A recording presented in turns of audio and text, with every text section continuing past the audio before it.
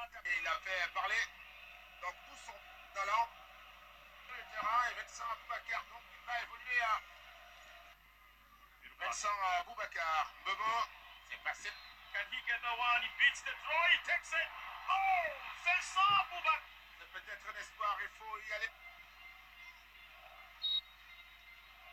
Offside. Vincent. Vincent. No! It is a goal! Attention à la VAR. It is a goal! Vincent Boubacar! It is a goal de Madrid! De Madrid! Vincent Boubacar a entré un officier de réserve, Maximus. He takes that one and it's goal. Back in favor, Vincent Boubacar. He succeeds in the dribble. Ah, il fonce, Vincent Boubacar à la It's a shot! frappe. You see who maintains the lead of the... Voilà, écoutez, franchement, c'est un hommage que je voulais rendre là. Bonsoir à tous. Aujourd'hui, nous sommes donc le combien nous sommes le 2 décembre 2022. J'espère que je me trompe pas.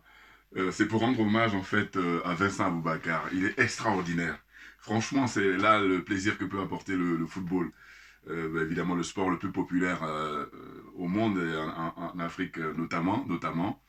Et ce garçon, il est formidable. J'ai tenu à faire un hommage parce que et nous avons fait plaisir, même si c'est vrai que le Cameroun est malgré tout éliminé, mais ils sortent là, franchement, par la grande porte parce que avec tous les honneurs, et lui, il mérite vraiment la reconnaissance, j'espère, de la part de l'État camerounais avec Paul Biya. Oh là là. C'est incroyable, Vincent Aboubacar. À vrai dire, je ne le connaissais pas vraiment. Je l'avais découvert lors de la Coupe d'Afrique qui avait été organisée au Cameroun au mois de janvier dernier. Et puis, j'ai regardé un petit peu son parcours. Bon, et finalement, il évolue dans les pays, comment on appelle ça, du Moyen-Orient, là.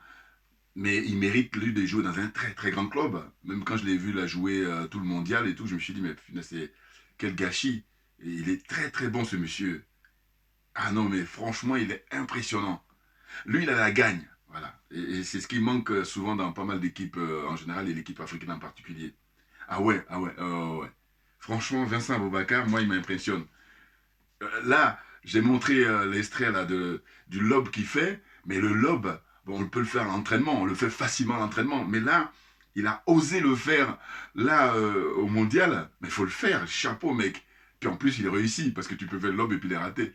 Mais non, il est extraordinaire. Et j'ai noté que c'est ce qu'il a dit. Il a dit pour lui, le football, c'est le plaisir, c'est la créativité. Mais tout est dit. Tout est dit. Le plaisir et la créativité. Ça se voit d'ailleurs quand il joue. On voit bien qu'il prend beaucoup, beaucoup de plaisir. Et c'est pour ça que ça coule de source. Et là, lors du dernier match, parce que voilà, c'était dans la poule G, la poule dans laquelle ils étaient, une poule difficile, c'est-à-dire le Brésil, la Suisse et puis la Serbie. Bon, en réalité, le Cameroun s'est fait éliminer, je pense, comme tout le monde, et puis les observateurs. Moi, je regarde beaucoup moins maintenant le foot, sachant que c'est le foot que je connais le plus, hein. Enfin, en tout cas, le sport que j'ai pratiqué. Donc, je connais. Quand quelqu'un il touche une balle, je sais tout de suite qu'il est bon ou il n'est pas bon. Voilà. Bon, donc, par rapport aux autres sports, je pense à d'autres disciplines comme le basket, le tennis, ou le handball, ou le volleyball, tout ce que vous voulez. Mais le foot, par contre, j'ai pratiqué, donc je sais. Et puis, moi, je peux vous dire, j'étais gaucher. Donc, vous savez, les gauchers, voilà, en général. Hein, bon, mais en tout cas, c'est pas pour se vanter. Non, pour dire quoi? Pour dire que, franchement, j'ai tenu à faire. Là, on arrive à la fin d'ailleurs pour, comment on appelle ça, les matchs éliminatoires, hein, parce que maintenant, c'est les qualifications en huitième de finale. Et malheureusement, les Cameroun est éliminé. Je dis c'est malheureux parce que le Cameroun, c'est une des grandes équipes de football avec un palmarès, hein, quand on prend sur le plan continental, hein, le Cameroun a un des pays qui arrive devant après l'Égypte, je crois, si on regarde comme ça le nombre de coupes gagnées, la Coupe d'Afrique des Nations. Vous voyez? Et le Cameroun, c'est un cas à part. Vous voyez, c'est ça. Parce qu'en réalité, j'ai regardé d'ailleurs une vidéo d'un Camerounais, je ne sais pas s'il vit en Suisse, où il avait son plat, là, il a imagé, quoi. Il était en train de manger son truc de poisson braisé, et puis il dit, voilà, en fait, le Cameroun, c'est la tête est pourrie, mais le corps, ça va. Hein. C'est un paradoxe, parce qu'habituellement, on dit que quand tu prends le poisson, la tête est pourrie, donc le reste, alors que là, dans le cas du Cameroun, lui, j'aime bien son exemple, il dit non, la tête est pourrie, mais par contre, comment dire, le corps, ça va. Alors, quand il disait ça, il était très critique vis-à-vis de Samuel Fils Eto'o, qui est le président de la fédération, comment dire, camerounaise de football. Bon, Eto'o, c'est un personnage parce que, évidemment, il leur lâche pas les baskets alors qu'il devrait un petit peu, mais bon, c'est plus fort que lui parce que lui-même, c'est un joueur et puis c'est un gagnant, c'est un vainqueur, enfin, comment dire, ouais, c'est un gagnant, il a la gagne en lui et puis, joueur très talentueux. Alors, je dis toujours que moi, les reproches, c'est les liens avec Paul Biya, mais on me dira, oui, mais s'il n'avait pas les liens avec Paul Biya, il pourrait jamais être président de la fédération. Peut-être, voilà, j'en sais rien, mais en tous les cas, ce qui est sûr, c'est que moi, je vais jamais me gêner de mettre toute la responsabilité sur Paul Biya. Parce que je dis, vous imaginez, regardez là, prenez les autres pays là, en général, les pays où tout se passe bien, et bien quand l'équipe perd, jamais on va faire des reproches aux dirigeants politiques, non, parce que l'argent est affecté, et puis chacun a fait ce qu'il a à faire. Or là, quand on se retrouve en Afrique en général et là au Cameroun en particulier, rappelez-vous, la Coupe d'Afrique, quand ça s'est joué là-bas, d'abord elle a été reportée à plusieurs occasions parce que les infrastructures, rien n'était prêt, hein. Tout est fait à la va-vite avec la corruption généralisée. Et puis, pareil, malheureusement, dans l'actualité, pendant la Coupe du Monde, là, qu'est-ce qu'on apprend? Il y a maintenant 4-5 jours, un éboulement de terrain. Hein, voilà, il y a au moins 15 morts au Cameroun. C'est quoi? C'est à Yaoundé. Voilà, un quartier qui s'appelle Damas, quelque chose comme ça. Ceux qui connaissent, hein, bon. Mais n'importe quoi. Et puis en plus, quand on regarde, vous savez, on fait un récapitulatif sur l'année. Hein, c'est-à-dire, on prend juste l'année 2022. Hein, de janvier jusqu'à là en novembre, il y a eu déjà des éboulements de terrain comme ça dans tout le Cameroun, notamment à l'ouest. N'importe quoi, qu'est-ce qu'ils font? Il y a des morts, c'est ça, des irresponsables. Ah là là, mais ces gens-là, mais vraiment, c'est incroyable. Alors, responsabilité historique, évidemment. Non, parce qu'à un moment donné, il faut arrêter. Hein, parce qu'il y a des politiques qu'on met en œuvre, hein, à long terme. C'est pas là. Et puis, ce qu'on constate, c'est que quand il y a eu déjà un mort, là, on fait les constats et puis on fait tout pour que on n'en arrive pas à ça. Mais évidemment, il y a, comment dire ça, les catastrophes naturelles. Mais là, c'est même pas ça. C'est simplement que on est dans des situations où rien n'est, comment dire, envisagé, rien n'est construit, il n'y a pas de projet. C'est n'importe quoi. Les gens qui sont chargés, c'est-à-dire les municipalités ou les personnes qualifiées, ben, ils font pas le nécessaire. Voilà. Les choses sont claires. Hein. Voilà. Ah, c'est dingue. Enfin bon, je ne vais pas m'éterniser là-dessus. Je voulais parler de l'hommage à les équipes de football africaines là, qui ont représenté le continent. Bon, alors, le plus, il y a les plus et les moins, tout naturellement. Bon, les plus, je dirais qu'il y a, dans les 5 équipes qui représentaient le continent, vous avez le Cameroun, vous avez le Sénégal, vous avez le Ghana, hein, voilà, et vous avez la Tunisie, et puis le Maroc. Bon, malheureusement, sur les 5 qui représentent le continent, il va y avoir que 2 qui sont qualifiés pour les 8e de finale, c'est-à-dire d'abord le Sénégal et ensuite le Maroc qui a remporté brillamment hier sa victoire. Bon, c'est dommage, parce que, écoutez, nous qui sommes des adeptes de foot, en réalité, il faut regarder hein, quand les équipes africaines ont commencé à être sélectionnées pour jouer les Coupes du Monde. Alors, je garde le souvenir toujours, vous savez, le fameux 9-0 qu'avait pris l'équipe du Zaïre en 1974. Il faut se rappeler, là, les anciens, les gens qui ont la génération, vont s'en souvenir, puis même les plus jeunes, maintenant avec Internet, vous avez juste à taper, hein, Zaïre contre la Yougoslavie, hein, c'était avant que ça éclate. Eh ben 9-0, les boules. Hein. Bon, ben, en même temps, à l'époque, il faut bien comprendre aussi que c'était des amateurs. Voilà, donc c'était un peu normal. Hein. Aujourd'hui, par contre, on voit bien que la plupart des joueurs africains évoluent dans les grands clubs. Donc, du coup, le niveau, il est, comment dire, à égalité, même peut-être même meilleur, parce que la plupart du temps, quand on regarde, ce sont eux qui brillent même dans les championnats.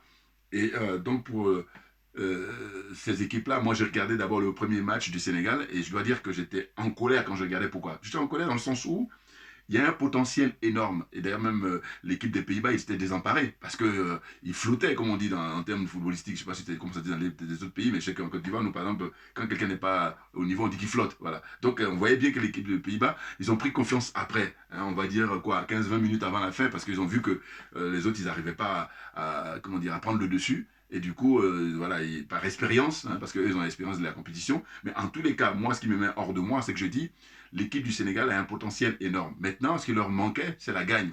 Ben oui, et je dis, mais quand je les vois jouer, j'ai l'impression, je dis, mais attendez, quand tu mènes 2-0, 3-0, bon, tu peux t'amuser à faire, tu te fais plaisir. Mais là, vous êtes 0-0, et les mecs, quand tu les vois jouer, tu te dis, mais attendez, c'est pas un match amical. Là, on est en train de discuter la Coupe du Monde, là. Voilà. Et regardez d'ailleurs les résultats des pays asiatiques. Alors, eux, pour autant, ils sont peut-être pas, mais ils sont pas meilleurs que les autres équipes ou machin, mais ce qui les distingue, c'est qu'ils travaillent, beaucoup travaillé, et puis ils sont disciplinés. Voilà. Et donc, à un moment donné, quand on arrive à ces niveaux-là, bon, mais ça paye. Vous voyez, le Japon, là, qui passe brillamment hein, pour le huitième de finale, tranquille. Puis, non, mais c'est intéressant. Et puis, moi, c'est pas surprenant parce que quand tu vois que les mecs, un, travaillent, deux, discipline, bon, mais voilà, une fois que tu réunis ces deux-là, mais quand tu te trouves dans des compétitions comme ça, tu ne peux qu'exploser. Et d'ailleurs, ils vont faire une grosse surprise, hein, parce que je dis, comme ils sont travailleurs, ils risquent d'aller beaucoup plus loin qu'on peut l'imaginer. Alors que ça fait des années qu'on a accepté les équipes africaines. Maintenant, avant, on était à 1, après, on est passé à 2, maintenant, on est à 5. Bon, sachant qu'ils méritent un peu plus quand même. Vous voyez. Mais évidemment, les instances internationales, toujours, ils disent qu'ils ne font pas de la politique, mais ils font de la politique à fond. Parce qu'il faut m'expliquer pour quelle raison l'équipe de la Russie a été écartée. Alors, on diront toujours oui, mais il y a l'intervention en Russie. Non, mais attendez, jusqu'à présent, j'avais cru comprendre qu'on ne mélangeait pas le foot et puis enfin, le sport et la politique. Pourquoi on exclut les joueurs? Pourquoi on fait payer ça aux joueurs? Voilà, qu'est-ce qu'ils ont à voir? Voilà, donc c'est évidemment profondément politique, c'est éminemment politique. C'est l'hypocrisie qu'ils font que de nous dire le contraire. N'importe quoi. Et d'ailleurs, alors qu'est-ce qu'on a vu? On a vu que Vincent Aboubakar, justement, là, contre le Brésil, c'est lui qui marque le but. C'est pour ça que j'ai tenu à faire la vidéo. Parce que déjà, il y a l'extrait que je vous ai montré là, quand ils ont joué contre la Serbie. Mais là, contre le Brésil, d'ailleurs, on rappelle que c'est la première fois que le Brésil perd face à une équipe une équipe d'Afrique dans les compétitions comme ça, en Coupe du Monde. C'est la première fois. Donc c'est historique. Alors quand j'ai vu des titres là, des journaux français là, qui dit oui, le Cameroun a gagné pour rien. Mais non, non, non, c'est pas pour rien. Parce que là, ça rentre dans les archives, enfin, en tout cas au nouveau palmarès. Bah oui, c'est pas rien. Alors c'est vrai que l'idéal c'était de gagner puis de se qualifier. Mais bon, c'est pas là qu'ils ont perdu. Hein. Ils ont perdu dans les matchs précédents. Bah oui, quand ils ont joué contre la Suisse, s'ils avaient la même hargne, ils avaient le même sérieux qu'ils ont joué contre le Brésil, et c'est sûr qu'ils auraient gagné les autres matchs, tout naturellement. Parce qu'ils ont de très bons éléments. Hein. Alors, se pose le problème du gardien, paraît-il, Onana. C'est ça le cas du Cameroun. Bon, il n'y a pas que le Cameroun, ça arrive comme ça. Bon, vous savez, gérer les hommes, c'est très compliqué. Et il paraît que lui, il est indiscipliné. Bon, c'est ce qu'ils disent. Hein. Bon, alors il paraît qu'il est très bon. Hein, c'est le gardien titulaire, je crois. Et finalement, ils l'ont écarté. Voilà. Donc, de toute façon, comme dans tous les pays en général, et puis là en Afrique, là notamment, tout le monde est sélectionneur. Donc, il y a des vidéos qui sont faites par les uns et les autres, et puis les gens gueulent hein, pour le fait qu'ils ne soient pas classés et tout. Moi je vous dis, je mets la responsabilité franchement sur Paul Biya. Allez, de toute façon, vous faites le tour. Parce que je dis, ce monsieur, par rapport à la situation du Cameroun, le potentiel que le Cameroun a, ben c'est parce que le nécessaire n'a pas été fait en amont. Parce qu'il ne faut pas s'étonner que quand on arrive maintenant le jour J, et puis les gens ils sont dans la bricole où ils font à peu près. Non.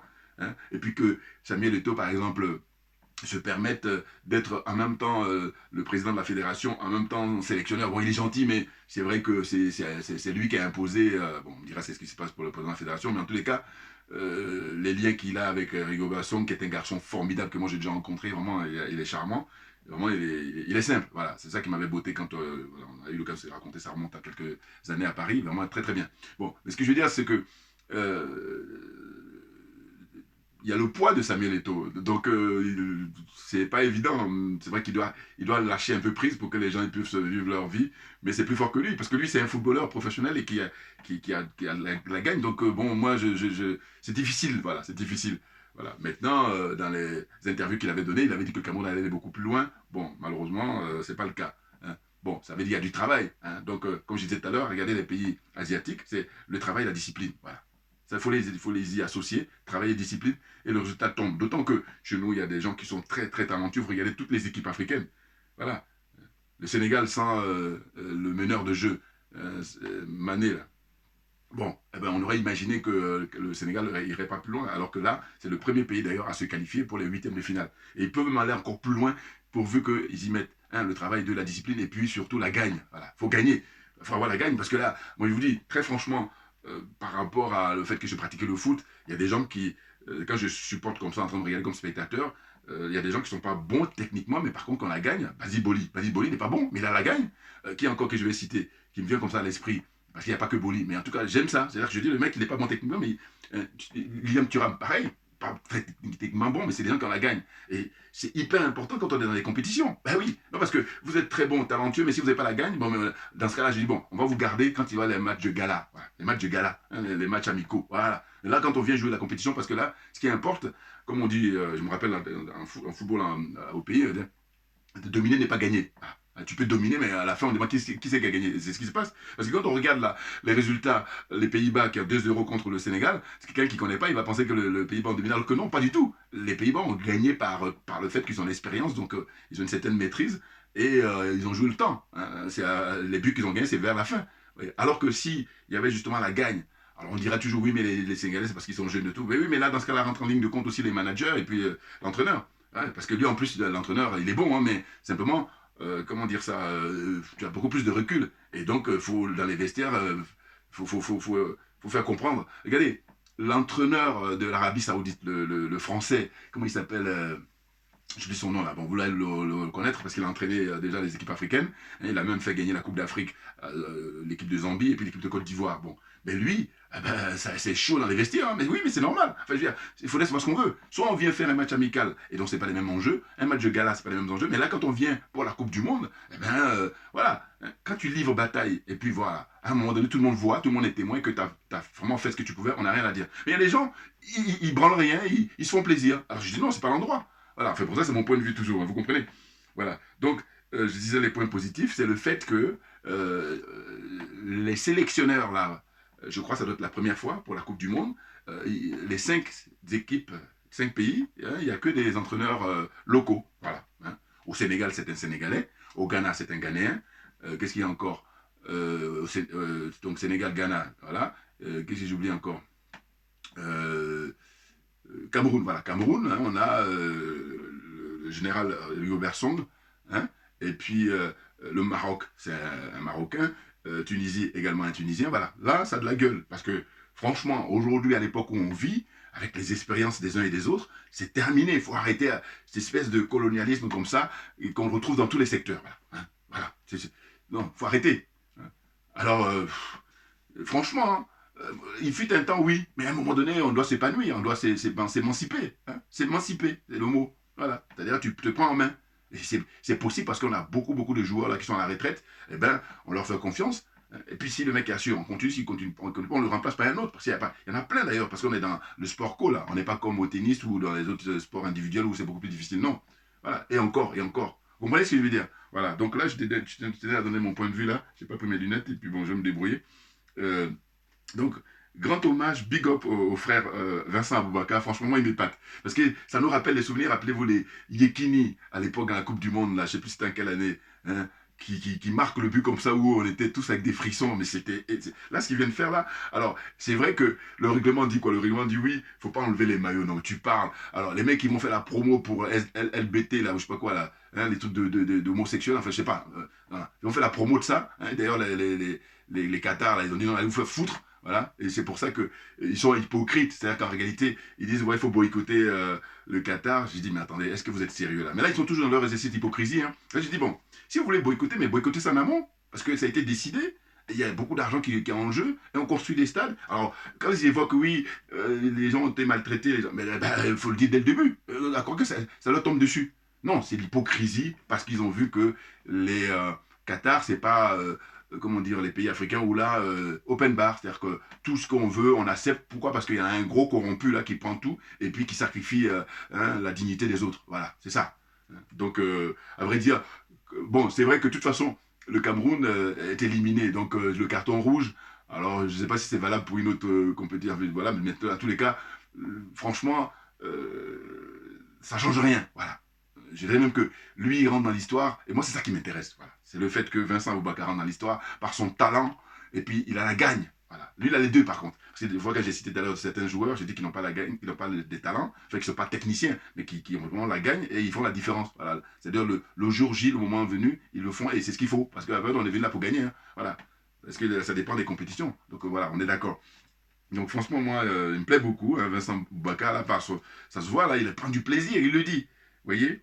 Le but de légende, là, le lob qu'il fait, alors que le gardien, là, qu'il a lobé, le gardien Serbie, là, il est très grand. Le mec, il fait pratiquement 2 mètres. Donc ça veut dire que c'est beaucoup plus difficile, puisqu'il y a des gardiens qui ont des tailles moyennes ou des petites tailles. C'est encore plus facile. Mais là, quand on a un gardien comme ça aussi grand, et réussit à faire ça, il faut avoir un sang-froid et puis il faut avoir une maîtrise du jeu. Et non, il est excellent. Il est excellent. Alors, Vincent Aboubakar, ça c'est vraiment... Je souhaite, d'ailleurs, à l'issue de cette Coupe du Monde, là, qu'il soit recruté. Il a 30 ans, ça va. il peut voilà, évoluer dans un très très grand club, parce que sinon c'est du gâchis. Rendez compte, franchement, un gars comme ça qui est un buteur, parce que là, lui, c'est un chasseur de buts, moi je les appelle ça. Voilà. C'est-à-dire que un vrai buteur, c'est ça. C'est-à-dire que quand il est face au, comment on appelle ça, au but, il n'y a pas de déchets. Parce qu'il est faux buteur, il y a plein de déchets. C'est-à-dire que le mec, il faut lui donner 15, 20 occasions et puis il va marquer un ou deux buts. Alors que là, lui, alors là, dès que l'occasion se présente, paf, il met dedans. C'est vraiment excellent, excellent.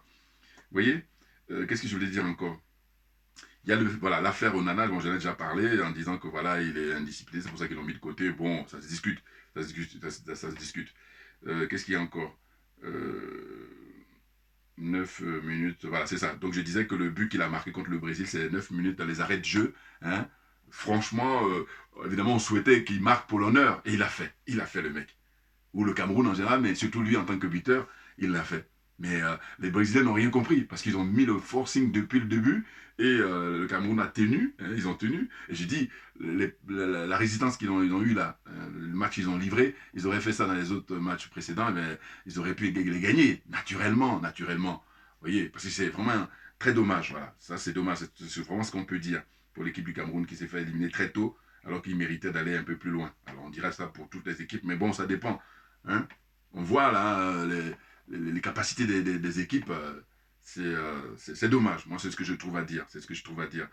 Qu'est-ce que je dirais encore par la suite donc je disais, voilà, hein, il a un esprit sportif, en parlant de Vincent Aboubakar, hein, il a un esprit sportif qui est digne, hein, d'un sportif de haut niveau. Voilà, c'est ça. Ah oui, c'est comme ça que j'ai qualifié. Sinon, une autre histoire, c'est le jeune joueur qui évolue en Suisse, qui est celui qui a marqué contre le Cameroun, hein, il s'appelle Brel Mbolo. Il évolue à Monaco. Bon, je vous dis très franchement, je ne regarde plus le foot, si ce n'est que là, pour la circonstance, hein, la Coupe du Monde quand même, bon, c'est tous les 4 ans, donc voilà, on décompresse un peu, mais sinon, en règle générale, voilà, je n'ai plus le temps à regarder, et puis bon, pour d'autres considérations, je mets plus de temps maintenant pour les discussions politiques, tout naturellement. Et donc, Brel Mbolo, là, c'est lui qui a marqué contre le Cameroun, hein, 1-0, la Suisse qui bat le Cameroun, et lui qui est d'origine camerounaise. Et en plus, qu'est-ce qu'on apprend? C'est que c'est en 2015 qu'il s'est décidé, hein, comment on appelle ça, à se faire sélectionner par l'équipe suisse. Alors, toujours pareil, on en revient à se dire, mais vous voyez, quand je parle toujours du potentiel du Cameroun, c'est qu'un gars comme ça, ben, il fallait le repérer depuis très tôt, d'autant qu'il ne joue pas dans un endroit perdu. Il évoluait à Monaco, voilà. 2015, ça fait quoi? Ça fait il y a 7 ans. Donc ici, ce qu'ils font, hein, les grands clubs, ils recrutent très tôt. Donc on peut le faire, sauf que les gens qui sont à des postes où ils doivent faire ça, ils viennent pour bouffer l'argent. Bon, maintenant on va souhaiter que Eto'o, fils, il va faire vraiment le nécessaire, hein, parce que il est motivé. Hein. Bon, même si c'est vrai qu'il est un peu trop motivé. Bon, qu'est-ce que vous voulez? C'est pas évident, on est dans le pays de Paul Biya. Hein. Ah là là, le Cameroun, vraiment, c'est du gâchis, du gâchis. Vous voyez, donc, alors, le pauvre Mbelo, il paraît que quand il a marqué, ils sont allés s'en prendre là-bas à sa famille et puis à la maison où habite sa maman et tout, mais n'importe quoi. Franchement, c'est sérieux, vous êtes sérieux là? Hein? C'est du football, c'est pour se faire plaisir. Et puis d'ailleurs, s'il y a quelqu'un à qui il faut s'en prendre, allez-vous en prendre à Paul Biya? Ben oui, c'est lui qui est le responsable numéro 1. D'ailleurs là, je sais que comment on appelle ça, les sardinards, ils ne vont pas me supporter, mais moi, ma religion, c'est la vérité et la justice. Donc, vous comprenez bien que je ne vais pas y déroger. Hein? Si on parle de vérité, le responsable numéro 1, c'est Paul Biya. Voilà. Donc, parce que quand tout marche bien, on va dire c'est grâce à Paul Biya. Donc, si ça ne marche pas, c'est lui, c'est tout. Parce que je dis, je compare toujours avec les autres pays, et je dis, je vais comparer toujours Paul Biya avec Muammar Kadhafi. Voilà, je dis, parce que ceux qui supportent Paul Biya, ils aiment bien dire, voyez, Kadhafi, en fait, tellement il avait du respect pour Paul Biya, il a voulu construire, comment on appelle ça, une grande banque là pour l'Afrique et tout ça, n'importe quoi. Je dis, Paul Biya, c'est par hasard, voilà. Et puis d'ailleurs, j'ai dit, pourquoi il n'a pas levé le petit doigt quand on était en train d'assassiner le guide libyen. Voilà, donc, allez, zéro. Faut arrêter ça, n'importe quoi. Et d'ailleurs, pourquoi, regardez le guide libyen. Là, maintenant, son peuple est en train de le regretter. Il pleure tous les jours parce qu'il n'est plus là. Regardez ce qui se passe, la catastrophe. Mais qui est voulue par les Occidentaux, hein, les Français en premier, et puis avec les Anglais, là, David Cameron et Nicolas Sarkozy, les 20 en guerre. Hein. Ensuite, il y a qui? Là, ils ont le sponsor, c'est les Américains, bon, qui leur donnent la logistique. Voilà. Donc, tous ceux-là, ils sont responsables et ils doivent être traduits devant les juridictions internationales. Or qu'ils sont tranquilles, ils passent leur séjour là, comme ça, tranquillement, alors qu'ils ont du sang sur les mains. Bon, enfin, bref. Aujourd'hui, c'est pas parler de politique, c'est parler du sport, du football là, en l'occurrence. Hein, donc franchement, c'est une belle Coupe du Monde d'une certaine façon. Alors, malgré tout, moi je regrette que la Russie soit écartée, hein, parce que là c'est n'importe quoi. Hein, voilà, parce que de toute façon ils se sont dévoilés là quand ils disent que oui, à temps normal, ils disent qu'il ne faut pas mélanger le sport et la politique. Mais là, eux ils sont en permanence là-dedans. Voilà. Et ils prennent les autres pour les idiots. Voilà. Ils passent leur temps à insulter l'intelligence d'autrui. C'est ce que je dis. Et moi comme je refuse qu'on insulte mon intelligence, c'est pour ça que faire ces vidéos, c'est le minimum.